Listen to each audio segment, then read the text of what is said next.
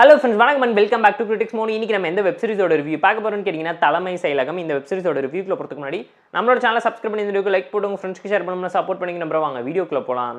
தலைமை செயலகம் 2024ல தமிழ்ல ரிலீஸ் ஆயிருக்க ஒரு political thriller drama series ZEE5 ல இருக்கு. செக் அவுட் பண்ணி பாருங்க. இப்போ இருக்குல 8 எபிசோட்ஸ் ஃபர்ஸ்ட் சீசன்ல பிரீமியர் பண்ணிருக்காங்க. ஒரு எபிசோட் ஆவரேஜ் டியூரேஷன் பாத்தீங்கன்னா 30 to 45 minutes, டோட்டலா 4 hours 30 minutes இருந்தா ஒரே சிட்டிங்ல பார்த்து என்ஜாய் பண்ற மாதிரியான ஒரு நல்ல பொலிட்டிக்கல் த்ரில்லர் டிராமா சீரிஸ் தான். இப்போ நடக்கக்கூடிய ப்ராப்ளம்ஸ் அண்ட் ரீசன்ட் இஷ்யூஸ் எல்லாத்தையுமே ஸ்கேண்டலா மாத்தி இதில் வரக்கூடிய ப்ராப்ளம்ஸ் அண்ட் ட்ராஜடி ட்ராமா மக்களுக்கு வரக்கூடிய கன்வென்ஷனலாக இல்லை ரீசனை கன்வெர்ட் பண்ணி ட்ரூ ஸ்டோரியை ஃபிக்ஷனலாக மாற்றி தான் இதை கிரியேட் பண்ணி வச்சிருக்காங்க. இந்த சீரிஸில் யாராவது நடிச்சிருக்காங்கன்னு கேட்டிங்கன்னா கிஷோர், ரம்யா நம்பிசன், பரத், ஸ்ரேயா ரெட்டின்னு ஏகப்பட்ட பேர் நடிச்சிருக்காங்க. ஷார்ட் ஒன் லிங்க் ஸ்டோரி என்னன்னு கேட்டிங்கன்னா கிஷோர் சிஎம்மா இருக்காரு, அவரோட பொண்ணு மருமகன் சொல்லி எல்லாருமே அவரோட பதவிக்கு ஆசைப்பட்டு இருக்காங்க. அதுக்கு முக்கியமான காரணம் என்னன்னு கேட்டிங்கன்னா ஒரு ஸ்கேண்டலில் மாட்டி அவர் ஜெயிலுக்கு போக வேண்டிய ஒரு நிலைமை ஏற்படுது. அவர் ஜெயிலுக்கு போனால் அடுத்த சிஎம் யாராக போகிறாங்க, அவர் ஜெயிலுக்கு போக விடாமல் காப்பாற்ற ட்ரை பண்ணுறதெல்லாம் யார், அவர் என்ன ஸ்கேண்டல் பண்ணார், பேரலாக போலீஸ் ஆஃபீஸராக இருக்கக்கூடிய பரத் எந்த கேஸ் இன்வெஸ்டிகேட் பண்ணிட்டு இருக்காரு, யாரோட மர்டர் எப்படி நடந்துச்சுங்கிறத தாண்டி நார்த் இந்தியாவில் மும்பையில் நடக்கக்கூடிய ஒரு மர்டர் மிஸ்ட்ரி ட்ராமாவை சிபிஐ ஆஃபீஸர்ஸ் எதுக்கு இன்வெஸ்டிகேட் பண்ணுறாங்க, அந்த கேஸுக்கும் இந்த கேஸுக்கும் என்ன சம்பந்தம், இது எல்லாமே எந்த ஒரு மிட் பாயிண்ட்ல கனெக்ட் ஆகி யாரை காப்பாற்றுறாங்க, யாரை எதுக்காக போட்டுக்கிட்டு பதவிக்காக என்னென்ன பிரச்சனை பண்ணுறாங்கன்னு சொல்கிற ஒரு நல்ல பொலிட்டிக்கல் த்ரில்லர் ட்ராமா சீரிஸை மிஸ் பண்ணிடாதீங்கன்னு தான் நான் உங்களுக்கு சஜஸ்ட் பண்ணுறேன், ரெக்கமெண்ட் பண்ணுறேன். இந்த சீரிஸில் இருக்கக்கூடிய பாசிட்டிவ்ஸ் பார்த்தலாம். இந்த சீரிஸோட ஃபர்ஸ்ட் பாசிட்டிவ் பெர்ஃபார்மன்ஸாக இந்த சீரிஸில் நடிச்ச எல்லாருமே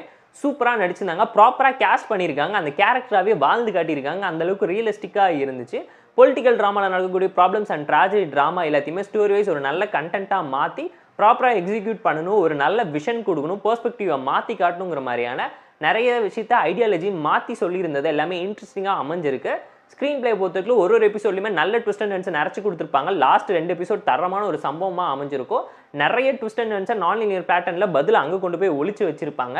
அண்ட் செகண்ட் எபிசோடுமே ஹைலைட்னு சொல்கிற அளவுக்கு ஒரு தரமான சம்பவம் பண்ணி தான் விட்டுட்டு போயிருப்பாங்க.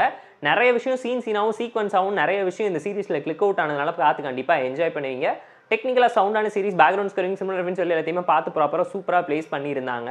ரீசெண்ட் டைம்ஸில் வந்து நல்ல ஒரு பொலிட்டிக்கல் த்ரில்லர் ட்ராமா சீரிஸ் தான் நான் உங்களுக்கு சஜஸ்ட் பண்ணுறேன், ரெக்கமெண்ட் பண்ணுறேன். சீரிஸில் ஒரு சில ஸ்லோனஸ் லாங்னஸ் இருந்தாலும் கண்டிப்பாக பார்த்து ஃபேமிலி அண்ட் ஃப்ரெண்ட்ஸ் கூட என்ஜாய் பண்ணலாம்.